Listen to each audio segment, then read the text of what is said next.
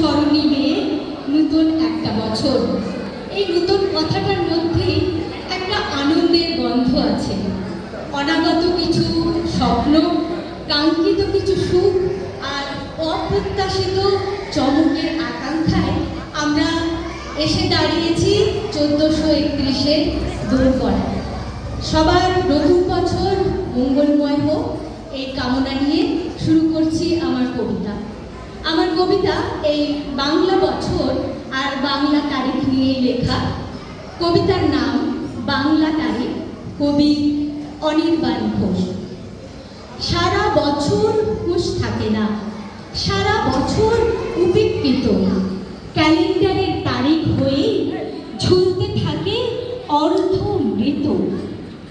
কাউকে যদি প্রশ্ন করেন আজকে বাংলার তারিখ কত, দেখতে পাবেন সেই বেচারা কেমন করেন ইতস্তত। হয়তো তিনি বলতে পারেন, ইয়ে মানে বাংলা তারিখ কেমন করে বলবো, সব কমে দেওয়ার লাগে না ঠিক। তাও আমাদের পয়লা বসে, তাও আমাদের বর্ষবরণ, আসর সাজায়, কাসর বাজায়, উদ্দীপনার নানান ধরন। বাংলা বছর বলতে হাতে সাকুল্যে দিন দু চারখানি, একটি তাদের পয়লা বসে, অন্যটিকেও সবাই মানি। হ্যাঁ, ঠিক ধরেছেন, কবিগুরুর জন্মতিথি বৈশাখ মাসের 25 তারিখ। আষাঢ় শ্রাবণ একটি দুটি, বাদ বাকিতে কি যায় আসে।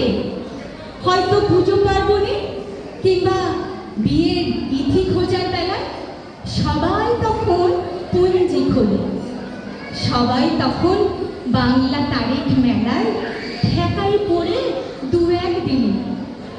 এরপরে কে রাখবে মনে, বাংলা বছর ক্যালেন্ডারে ঝুলবে ধুলোর আস্তরণে। বাংলা বছর ক্যালেন্ডারে ঝুলবে ধুলোর আস্তরণে। নমস্কার।